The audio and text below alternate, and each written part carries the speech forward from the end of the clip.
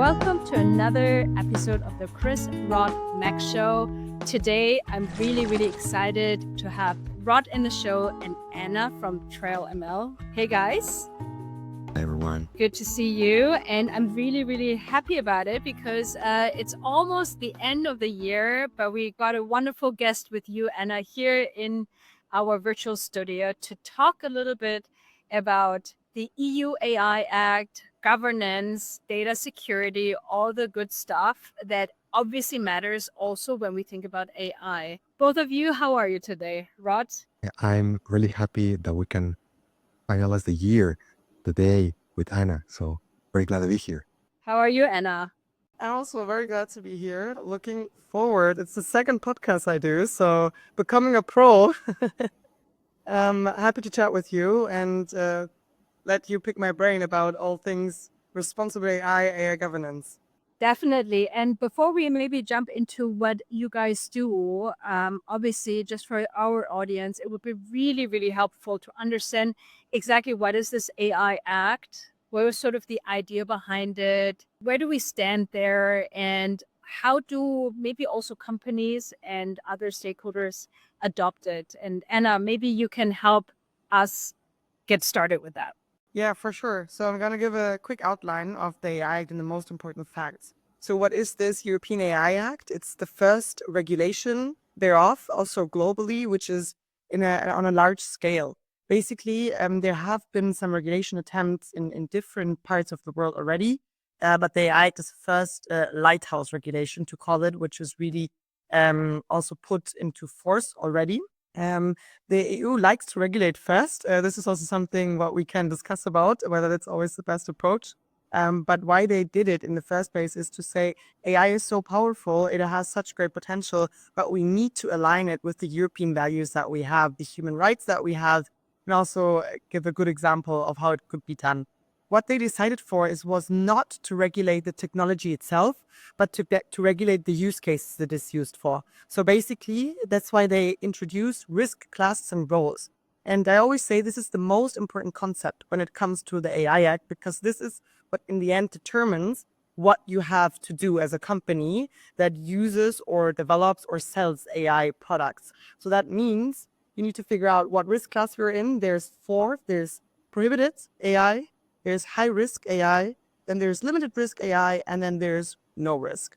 And then for roles, there's also several ones, and they're the most important or the most prevalent ones that I see in companies are you a provider or a deployer of an AI system?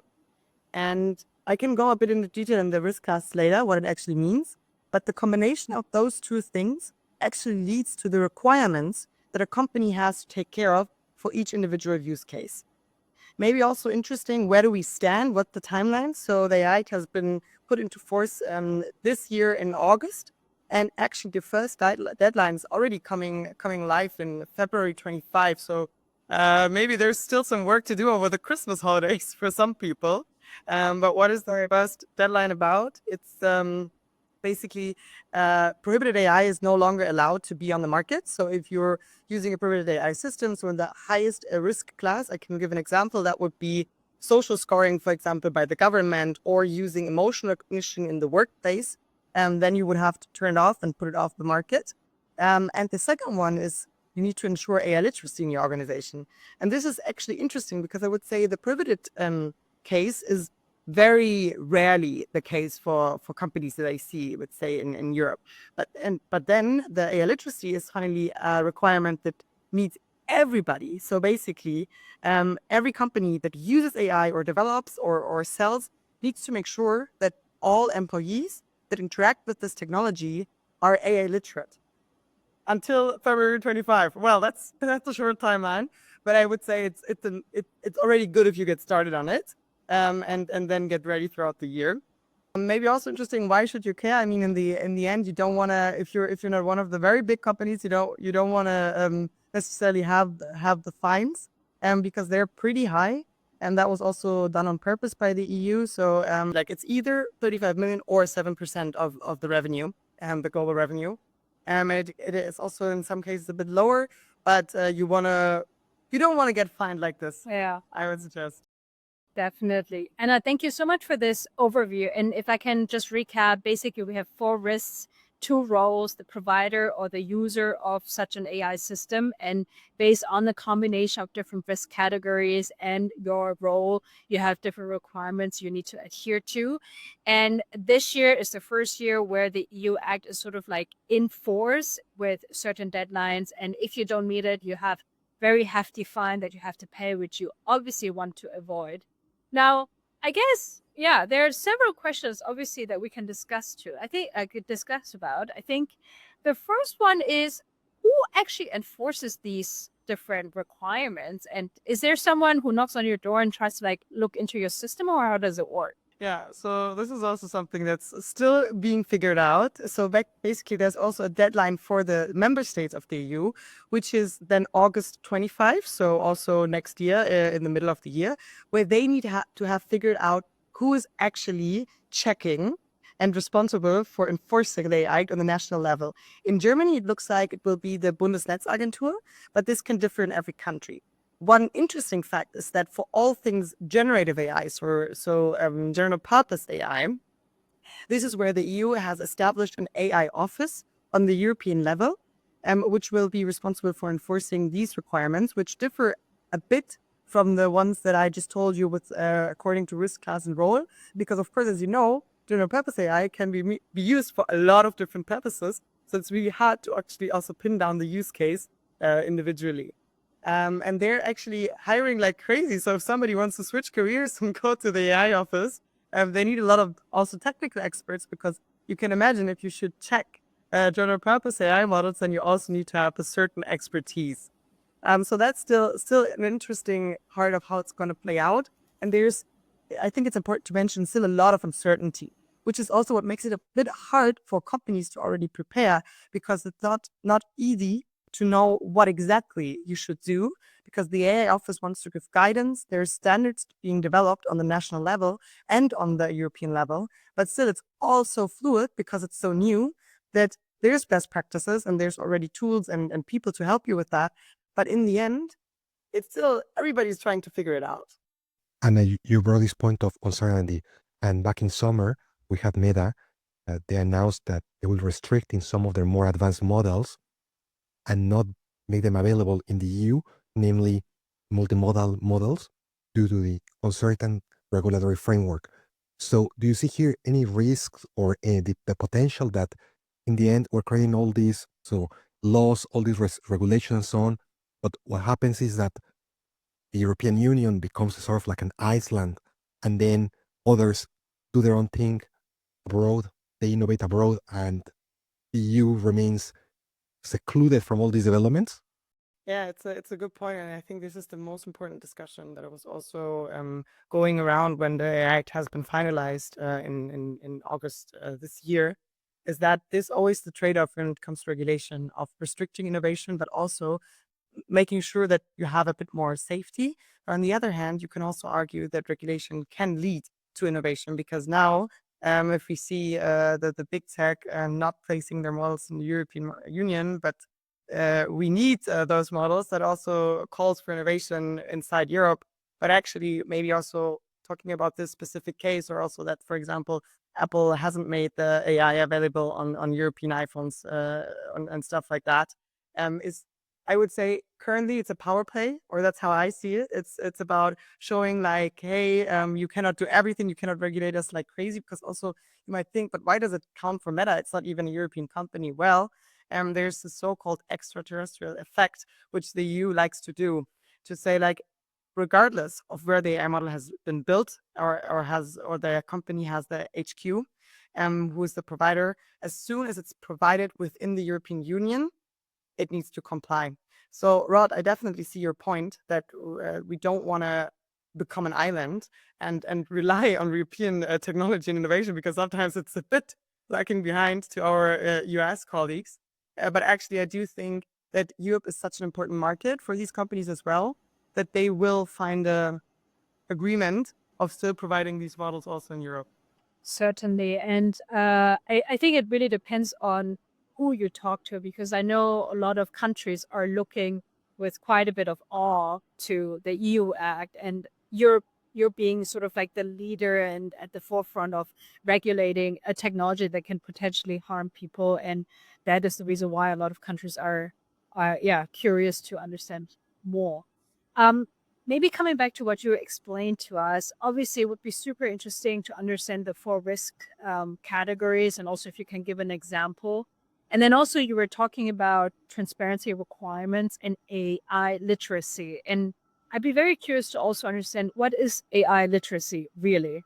Yeah. Yeah, for sure. So the four risk classes, prohibited, we already covered, right? This is like such high risk use cases that the EU doesn't want to have it on the market.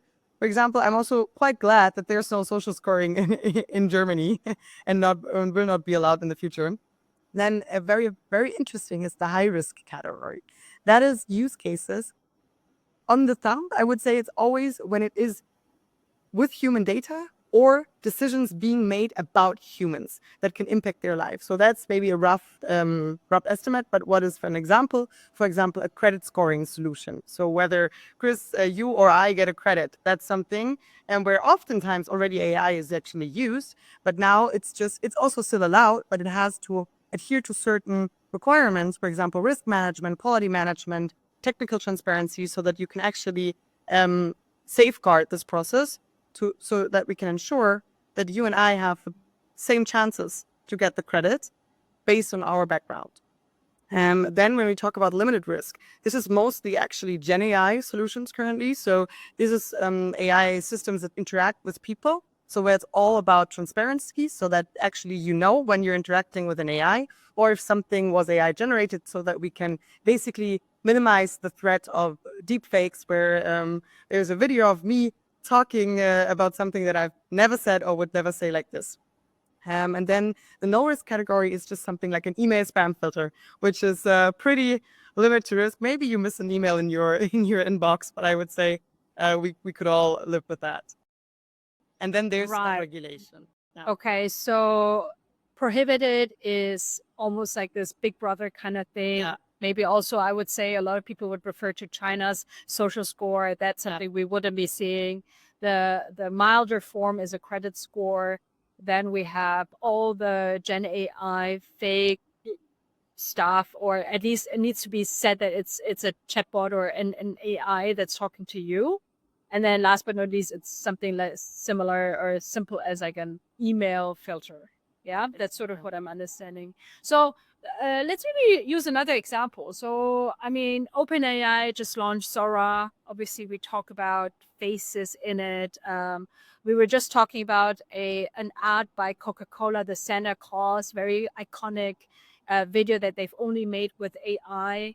Where would you put this? And wouldn't we always have almost like a debate on which category a certain use case is in? And again, I think the question is like, how do you make sure it's in the right category? Yeah, there you point out a big struggle that I actually see a lot of companies currently facing. Because first of all, you need to see, okay, what actually all AI use cases I do have in my company. This is already the first struggle point, right? Because you now need to have an inventory. And once you have this inventory, you can actually also categorize the risk classes and the roles. So there's a question of, how do I know which risk class I'm in? There's already a lot of different checkers out there that can help you guide you through the different questions. We also have one on our website, but there's several different ones which you can just use to help you guide. But in the end, you need to think about the use case and try a best guess. I would still say it's a best guess because there has not been any jurisdiction yet. So we don't know how the regulators are going to decide. There is, of course, also help in the AI Act, which is then also reflected in these compliance checkers. For example, it actually gives you a list of like high risk categories, right? So it's not just credit scoring, but it's also HR applications or so on. It's not exhaustive, so this is kind of a problem. But for example, the prohibited category is exhaustive. So there you could pretty quickly know whether this applies to you or not. And there will still remain some uncertainty. This is just how it is. And I would just advise, if you do the inventory and then you do your best guess of the categorization, in critical cases, I would always consult a lawyer. But then you have done your deed, I would say, and you have something to argue with the legislation. I always wonder whether the EU would actually have a chatbot to like stress test use cases and have the AI, kind of like categorize for you. But anyways, this is just a joke. Rod, on to you. So we're talking now about regulation on what a model can do. But also now that we also had this discussion around Sora, is the topic of copyright and where the data is coming. Will these type of questions and discussions be part of a EU-wide regulation, or will this be regulated separately? And maybe you can have some perspective. What are your takes on this? Is IP generated by an AI something that can be copyrighted? Is there some creative work there, or does it belong to the original source where this data was taken from? Yeah, that's a very good point. So this is also a second very huge discussion, and actually, it's not fully covered by the AI Act. It's just parts in it. So there's a lot of regulation on the data set side. But this is also, which is interestingly, only for foundation models. They are highly regulated, of course, and then the high risk models. But if you now would be a company that uses Gen AI to generate an image, a video, a text, you would have slightly or like a lot of less regulation on your side because, of course, you cannot even control it. So then you cannot adhere to all of the regulation and standards. So there, it's actually all about making sure that you are transparent about what has been AI generated and what not. But the question around who owns the content, who is responsible for the content, currently the discussion is more in the direction of if you produce the content, you're also responsible for it. I mean, there's also the discussion on a whole other level. If you think about autonomous driving and who's responsible in the end if somebody gets hurt, right? So this is on the very large scale, but also, of course, in every image that is generated, and it uses some images of some artists, like all mixed up together during the training. There have been claims, there will always be claims, but this is not something that the AI actually strictly regulates because also I don't think there's yet a good solution for it. And in my opinion, it would need a technical solution to also be able to restrict some part that of the data set that the model is trained with. Definitely. And now on to the AI literacy. Tell us what that is. Yeah, I forgot about it. Good one. You're keeping books. So AI literacy, it's all about ensuring that every employee that works with AI. So maybe also important to say the AI only is for companies. So for a private person, you can do whatever you want, basically. But in the company context, there's now laws and rules, and that one is that every employee is basically skilled when it comes to AI. That's also a very hard to define thing, right? And the AI, it doesn't define anything. Last week, there has been a webinar by the AI office, which I also attended, where they shed a bit light on this topic. And actually, what they now say, it's all about ensuring that everyone has a base understanding of what is AI, that it is just not a magic box, but actually it is mathematical methods. It has been around for a longer time. It has been developed for a longer time.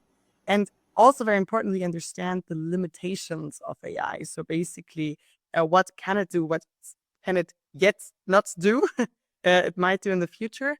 And actually, it also means that everybody needs to have heard of the AI Act and the rules for everybody. So, for example, the transparency or the risk management or stuff like that. How do companies currently do it? First thought, of course, is a webinar that you say, okay, how can I quickly skill up a lot of people that I have, especially if you're a large organization? It's for the base training. I would actually also recommend having like a training for everybody that is really like the basics of AI, because we might be just thinking about AI and using AI every day, but there's still a lot of people for whom it's really new that have never worked with it and that are still a bit scared, right? To just like make them literate about what it can do. And then the next step is based on the roles. So based on what actually, who you are in the company. Are you a data scientist? Are you a developer? You're, I would say, more literate than maybe a person that is working in the business area and that maybe just uses AI and not develops it. And then, of course, there's also differences in the levels. So actually what the EU wants is that based on your existing knowledge, you get skill. This is a really hard task, so you need to be pragmatic about it. You need to start with the basics for everybody. And then I would suggest the people that are in charge of ensuring compliance with the regulation get a really good, of course, compliance training and literacy, and the people developing and fine-tuning and testing these AI systems also are skilled enough to understand the limitations and the treatment methods.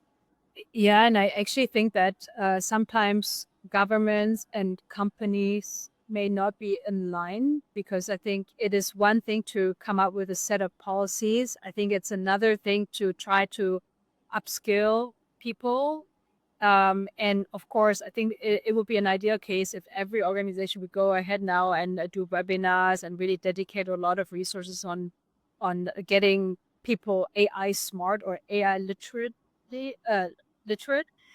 Have you both maybe seen new type of jobs come up because of the EU Act and also because of Gen AI rise? What is your experience? Maybe I start with Rod and then we go to Anna. Well, if I had seen if new jobs have arisen, um, I would say that the fact just that 2 years ago there were none, the idea of what was AI was very, very different. So now you see AI engineer, a product engineer, so there is AI product manager and so on. So pretty much almost like every job in IT, and the concept of AI has been attached to the title. But what I was wondering, so for Anna, is the topic of, so here, new people who have never had anything to do with AI, and they're like maybe like afraid, and they need this training that we're just discussing now. But I was wondering, where can they get this training, and also how can we soothe those fears of adopting these new technologies? Yeah. So maybe one thing that I see for people that have usually not an AI background, I would say, or a dedicated AI role, but are super interested in the topic and really the front runners of the company. It's kind of and in a lot of companies I've seen like groups like AI pioneers or something like that, which are actually not developing, but really testing and seeing like, hey, what do we want to actually have? But from the regulation perspective, of course, also now there's actually emerging new jobs. So there's getting AI governance leads who are being looked for in a lot of different companies. Also, to add, there have been ethical AI leaders or responsible AI officers for some years now, but that was, I would say, more like a luxury for the big companies who could afford to think about an important topic like that. But in the usual business, I would say, there haven't been people like this.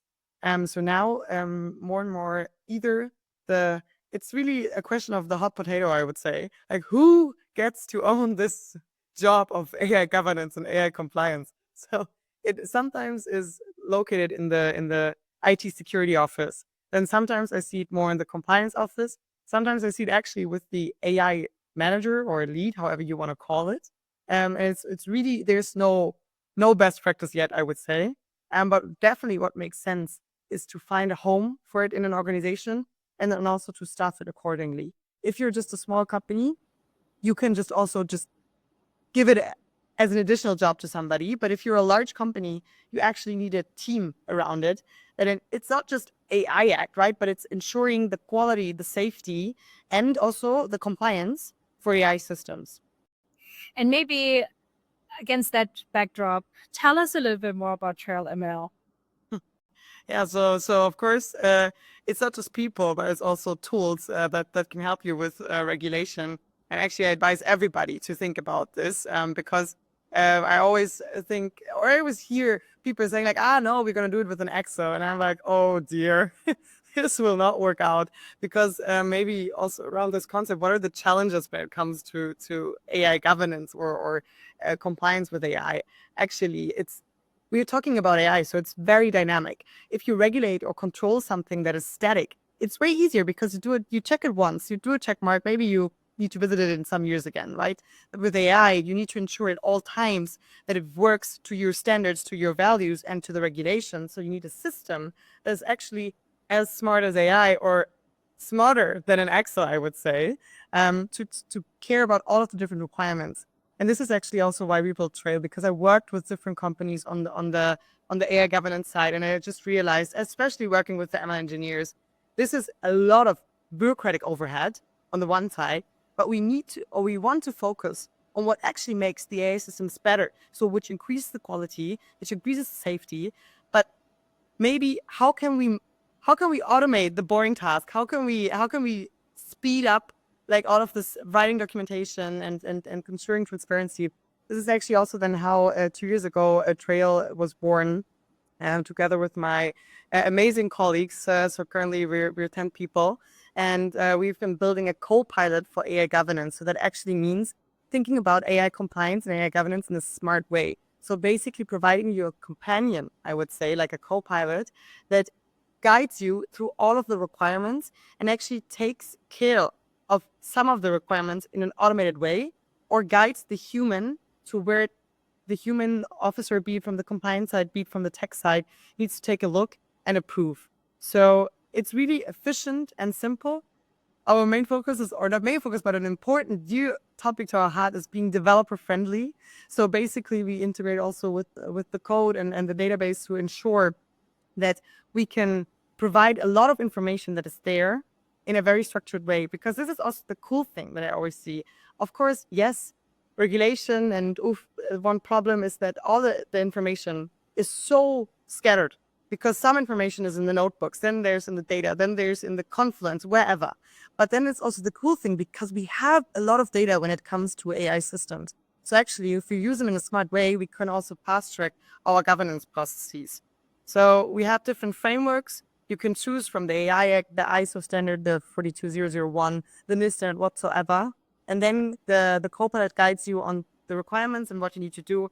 It also touches upon the, of course, first question that you have, Chris, about how do I actually know which role am I in or which risk class? And then if I know it, what do I have to do? This is, of course, all provided to you on in the individual use case basis. And then if you think about really risk management, quality management, documentation, this is all stuff that we take care of with features to actually help you get it done. That's interesting. And it's obviously maybe a bit abstract. So let's maybe do an example. So Rod and I, we have the Chris Rod Mac Show. It's an amazing podcast company. And we decide to implement a chatbot now, an AI chatbot. Now what? And now we come to you. We say, hey, we need help to be compliant. What do we do now? Yeah. So that's a good point. It's good that you even start with one AI solution to care about this. Usually, I would say our clients are also a bit more on the larger side, because there you have the struggle of having a lot of AI systems, different use cases, and trying to manage them all. But let's say, for this simple example, you would come to the platform. You would, of course, log in the web app. And then if you would, let's say you develop the chatbot yourself because it's more fun. Yes. Then, or you fine tune it. Then you would also use the Python package to upload the code that you have, the logging, so that we can actually have a bit of a connection, I would say, to the MLOps sphere, where you take care of really helping you basically develop or fine tune this AI solution. So we can gather all of this information. You log in the platform, you put on your use case, AI chatbot, Chris Rod Max Show, and then you would put the most important information. You would run through the categorization for the role and the risk class. And afterwards, Trail would suggest you the correct requirements that you would have to do. In the case of a chatbot, it's most likely limited risk. So that would mean you get the limited risk recommendations. And those are fairly less than high risk. So lucky you in that case. And then you would go over to the compliance page, where actually all of these requirements are mapped out and connected to controls. So actually mitigation methods to help you ensure you comply with these requirements. Then you can assign your roles and responsibilities. So I would say 3 people, perfect. One can be the compliance lead, one could be the AI lead, and the other one could be the, let's say, developer or something. And then you all take care of the different requirements and approve them, because this is still very important. Let's take one, even though it's not a requirement in this case. You want to ensure that your AI chatbot is not discriminatory. So what can you do? There's like the requirement ensuring that this is not discriminatory. Then a control would be you check the data, you check the guardrails, you do some tests, you have a test set, you run through it, because with Gen AI, it's always a bit harder than with traditional machine learning, of course. And then you would the system would document the output of this test for you and ensure that you can though meet this requirement. So basically you can think about it. It tells you what to do. It helps you do it. And then it documents what you did. So you can actually then, when the EU comes and says, hey, actually, you have a chatbot, it's going viral because your podcast is going viral, then what did you do to ensure responsible AI usage and AI governance, you can just show them, hey, look in Trail. We have all figured it out. Here's what we did. And Anna, if a company says, hey, we really need something like Trail and they want to get started, is it like plug and play? Is it just they create an account? How does the rollout implementation look like? Yeah. So it actually largely depends on the wishes or on the size of the company. So if you're a smaller company and you just say, hey, I want a standard solution, it needs to work now and we need to get AI compliant fast. And then you could just basically plug and play. You set up your roles and responsibilities and put in your use cases and you're good to go. But of course, when we talk with larger organizations, enterprises, which also listen to this podcast, you all know it. It's if some new regulation comes, it always has to do with change management as well. So that just means you need to first figure out who's in charge of it, come back to roles and responsibilities. But then also we want to make sure that it works with all of the existing compliance processes. So it also would work plug and play, so to say. But it makes more sense if we basically take into account what also how your individual organization looks like, right? So actually seeing, okay, you already have a risk management system, you already have an asset inventory. How can we make it work with Trail? Because what we of course don't want to have is double work. We want to make the compliance work less. So this is why it always makes sense to also put up some integrations in that cases. And this is where it's not plug and play for all integrations. Some, of course, the classic ones we already have, if we talk about Atlassian Suite or GitHub or something like that, the standard. But if it's some very specific tool that only this organization uses, then we would set up an integration so we can ensure that no information is lost. That makes sense. And who are your customers? Are those more the smaller companies? Are you targeting bigger companies? Tell us a little bit more about that. The fun thing is, in theory, everybody needs AI governance.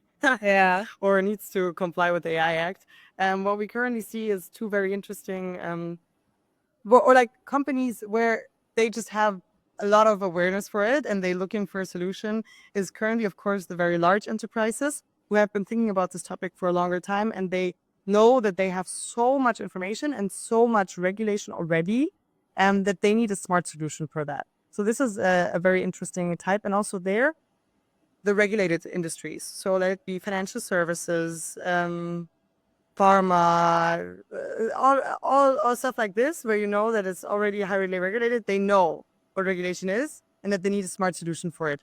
On the other hand, very interesting, of course, smaller companies are also having the struggle, but there they are missing the budgets and the people to now do AI governance and AI compliance.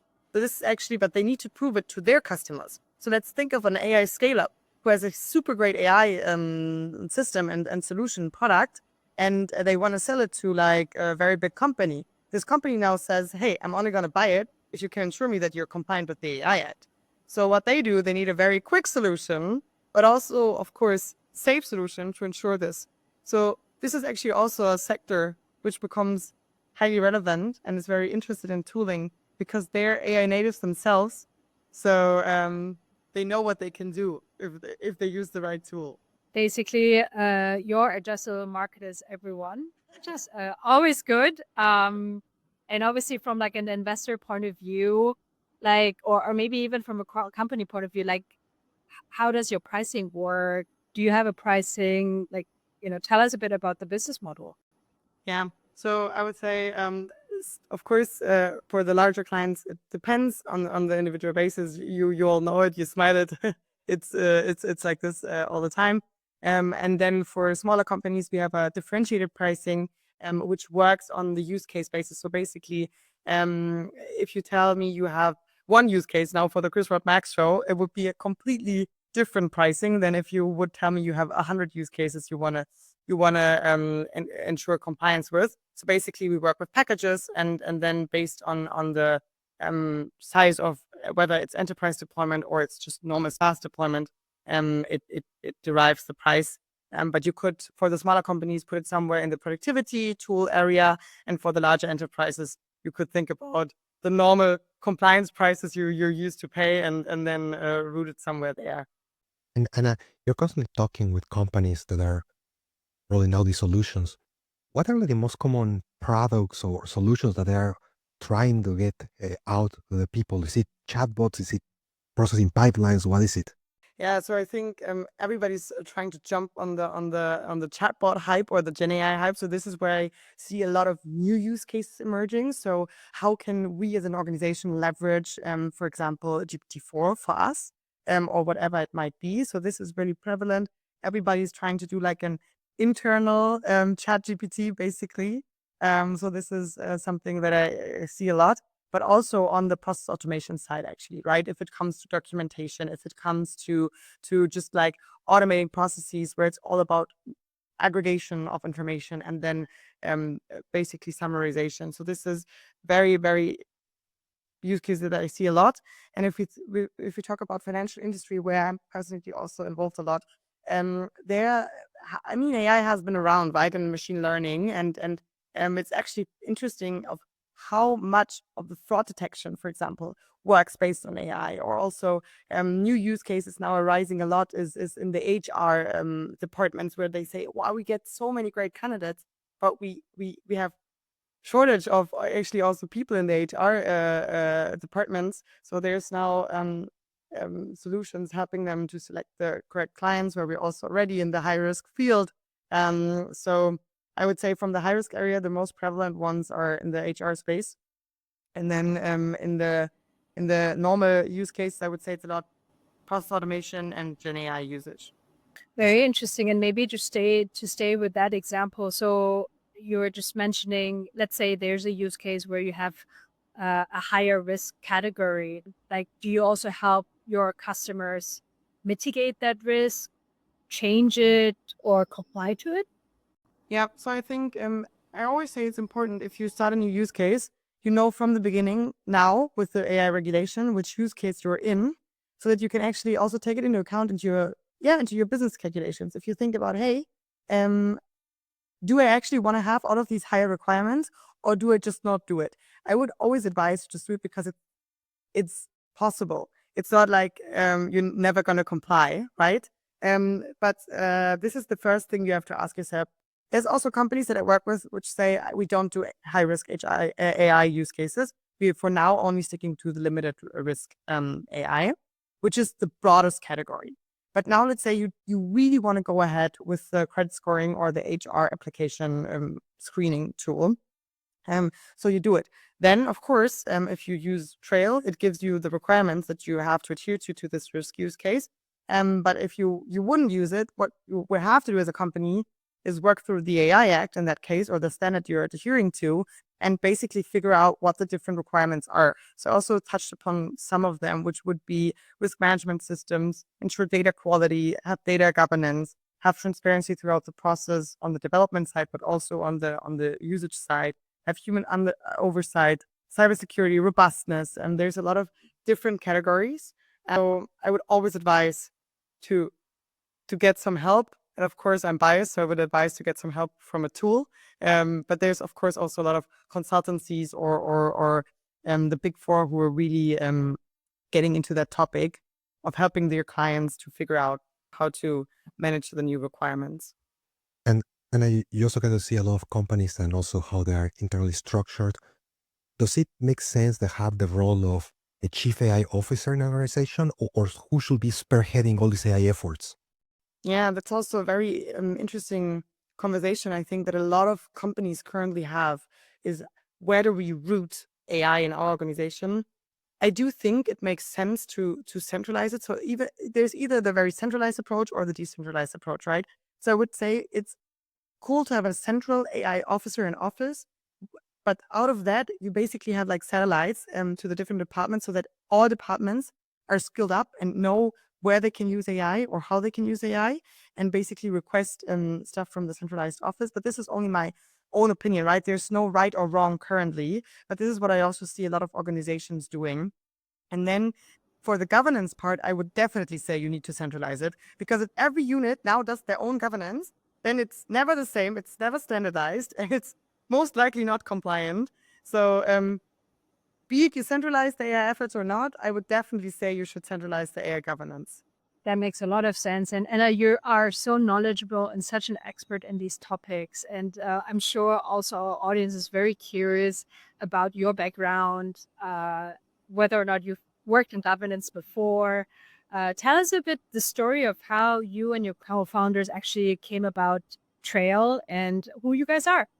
You might be thinking, who's this woman talking about all of this stuff and why does she care so much about it? So basically, I'm telling a bit of about my story. I was my background is in business, so I studied business. But during my studies, I always worked at the information chair on data privacy topics, more or less. So that was all about like in the GDPR field, the other big regulation that we had some years ago. But what really stuck with me is the big gap between theory, regulation, and then practice. So basically, in theory and in regulation, it all sounds great, and oh wow, we're now having AI with the values of Europe, but the practice really looks different, and there's a lot of struggles of and mostly like the data governance officers or like that have been around, right, or like the compliance teams. If they come around, especially to the technical teams, it's always like, oh no, oh dear, not that again. So basically, this always like resonated with me and stuck with me. And then I did the CDTM, which was a program in Munich for really like all things entrepreneurship, I would say. And there's also where I met my co-founder, who was an ML engineer and also studied data science, who was thinking about this topic. So I was thinking about it from the more data governance side, I would say, right? Because it's also where I came from. Then he was thinking about the topic from the transparency and responsible AI perspective, saying like, hey, this is actually really important. He also looked into explainable AI a lot in his studies at TUM. And so we already had these two perspectives. And we sat together and said, like, hey, let's do something to bridge this gap between what in theory would be good and how the practice actually looks like. And working with a lot of different companies, we then figured out that what it needs is the co-pilot for AI governance for this topic. So we've been looking into the regulations since 3 years, and not just the regulation, but like all of the different frameworks. And I think this is also why I could talk about it forever, but I always try to boil it down to the most important parts, because otherwise we would be here until tomorrow. But as we're also building a really heavy software product, an ML engineer and a business girl is not enough. So this is why the third co-founder, he worked at Meta before as a production engineer, but his background is like very software engineering and ML engineering also a lot. So he came from it from the perspective actually from big tech, having seen how this gap actually plays out in real life and what it is like when you need to be able to prove back the data sources for like a huge model, which was actually the case there at Meta. So basically it's 3 different perspectives, but this is also what makes it a great team for AI governance, because AI governance is so interdisciplinary that you have the software engineers, you have the ML engineers, and you have the compliance and business people. So this is basically also how our team is structured. And by now we have great additions to the team, both on the technical side and the business and governance side. And we're about to start the year 2025. Do you have any predictions for next year? Where do you see the industry going? Any trends? Any forecasts? Yeah, I think we are moving from experimenting to really scaling AI solutions to really making sure, okay, we now need to also see business value from all of the money that we spent on seeing what works for us. I do think what we will see on the regulatory side is a lot more clarity. So really like standards, guidelines, best practices. And on the general AI side, I do think with the pace that we're currently heading into new innovations, there will be a lot of great surprises, a lot of less, hopefully hallucinations and a better quality in the AI models, because this is also what we see, right? That we say, okay, there's either the one model that can do it all, or the very specified models that help you do one use case or one task really, really well. So I do think that this is also the area where we would see a lot of innovation. And do you think an EU Act will help to drive that innovation? I mean, I know this is a bit of a philosophical question. Do you feel like companies are happy to adopt to something like that? So What's your take on it? actually, a lot of companies were asking for regulation because they were like, hey, we need whatever it is, some set of a framework, which we know when we adhere to this, we're good to go. Because before that, it was kind of Wild West, right? You didn't know, like, what I was doing, is it correct? Do I have to turn my AI system that I spent millions on off in maybe a year? So now you have clarity. So this is why a lot of companies actually were happy about it, because you have clarity and you know what to do. I would say rather on the bigger scale, because they also have the money to do it. If you look to like the smaller companies, I think they weren't super happy about it, because on the one hand, of course, it's still a regulation, so it still slows down processes. But also it takes money to comply. So this is why I would say it's a bit of a trade-off. But I do think personally, even though I say like the AI is not in all points perfect and not in all points a perfect regulation, I do think it's important to have a framework that guides us now, and that we know if we comply to it, we actually also increase the quality of the AI models. And I think this is very important, because maybe also as a final remark, like what we currently see a lot with people who are maybe also a bit afraid of the technology is what is missing is trust. Trust in the correctness of the output, trust in actually that this AI is not taking over and so on. So I do think this is the theme that we need to push the next year, fostering trust in AI. And this comes from quality and transparency. And those are both the points that are enabled by responsible AI and AI governance, which is why I do think that regulation is doing us a favor in that sense. Maybe not in all aspects. That makes sense. And Anna, you talk about trust. I mean, this is my last final question for you, which is, how do you establish trust with your customers, your larger companies? Yeah, I mean, good question. We were still a young team. We were still a young company. And I do think that trust is the most important thing, actually. So as you also said, I know a lot about this space because I've been looking into it a lot. And the cool thing is that I can help my clients with that. So basically, in the beginning, of course, we pitch Trail, we show them what we can do, and people are like, wow, okay, this is really different to how we usually do compliance. This is really cool. But then it's about establishing trust. So on the technical side, that it works, of course, but then also on the personal side, that I can help them guide through this mess of what the regulation currently is and what they actually to do, sitting down with them, listening to their problems, and then figuring out a way how we as a company, but also as the tool, can help them achieve their goals when it comes to AI and AI compliance. And this is actually working really well. So once I start downloading my knowledge, I have the feeling that people trust me. So this is really good. And this is also why we will continue like this educative sales for the next year, because this is just currently where the market is at. Fantastic. And Anna, if any of our listener wants to get in touch with you, how can they do that? Yeah, I mean, I'm sure you will link in the show notes a link to the TrailML website. So check out the website, book a demo, book a call, or just reach out to me directly via LinkedIn. Maybe we can also put this in the show notes. Happy to chat about all of these things. Anna, it was such a fantastic podcast. Thank you so much for all your knowledge. I feel like I've really learned something new today about the EU AI Act, and I'm also sure that our listeners were able to get something out of this show. So thank you so much. And for those, if you liked the episode, if you liked the show, please like us, comment us, reach out to Anna. I'm sure she would love to chat with you. And if not, we are going to have a last session, Rod, if I'm not mistaken, before we close the year. And yeah, thank you so much. And we speak next week. The last thing is that people should not forget that we have a newsletter under chrisrodmax.com that everyone should subscribe. Definitely. Thank you, Rod.